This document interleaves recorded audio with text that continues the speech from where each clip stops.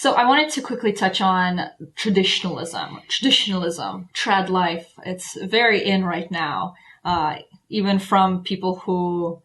Okay, not where I live. We live in different worlds. Well, it's in online right now, and I think I'm perfectly cool with anyone adopting those kind of values, even in a superficial way, but they want to get there. Like, obviously you can't just immediately have a family all of a sudden. You can still start those steps towards the mindset of going in that direction, right?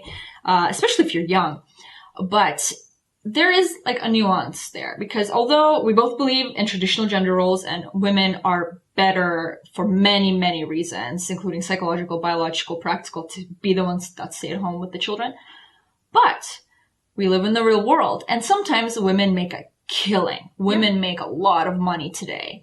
So what do? What, should the woman quit and the man should half their income? And there are plenty of partnerships, and I've seen this actually, but they don't accept it about themselves. I have many friends where the guy is the one that loves kids and he should be at home. He's the nurturer. Right. Mm-hmm. And he's married to a woman who's honestly... a shock. Right. Yeah. And she should be the one that comes home every night at 5 and she can tolerate the kids for 30 minutes. And they're the ones who... They're actually a great match, but they reversed the roles. Right. And to me, like I'm very into my traditional role. I love my being the girl at home. I'm so happy with that. But when you're the guy that should be at home, I have so much respect for that too. Just knowing that about yourself and being comfortable, 40-year-old women should look for 25-year-old men that want to stay home. 45-year-old rich women who... And I mean, people shit on leftism a lot and progressivism a lot, but that is one thing that is working towards making that being okay. Right. Unfortunately, they're also demonizing a woman as a nurturer and as a mother. Like, they're demonizing the woman's natural role while empowering men to have that same quality, which is so bizarre to me. But yeah, I think I agree with you, because it does come down. Having a family at the end of the day is, first of all, you should be pragmatic and practical. Yeah. And if your wife makes way more money and is annoyed by her own children, and you're not, you're a man and you're happy to be at home, why not?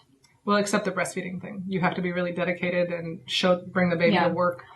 Let the baby nurse get it that nutrition. Most women too now do get about 6 months to a year off maternity leave, where she could do a lot of breastfeeding in that time.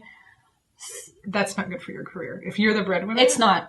Right. So no, but I have that's the difficult part. I have a girlfriend whose mom came to stay with her after the baby was born, and the mom brought the baby to work every 2 hours to nurse. Like the mom went back to work when the baby was like 3 to 6 weeks old. That's dedication, man. I noticed that in upper class families, the amount of help, the amount of free babysitting or cooking and cleaning that my upper class friends who very upper class friends get is insane. And then when I look at the more lower class ones who are taking care of their children and their mothers, and their mothers have this ATM, like, you will do this for me, you will do that for me, and when I want to see my grandchildren, you will bring them to me, and then you will cook and clean for me while I give them a little bit of my attention. And the catering that goes on to these mothers that still want to be princesses or something, it's insane to me. And it's interesting that it seems to be such a class thing. And it's like, you wonder why these kids are doing so well and these ones are not.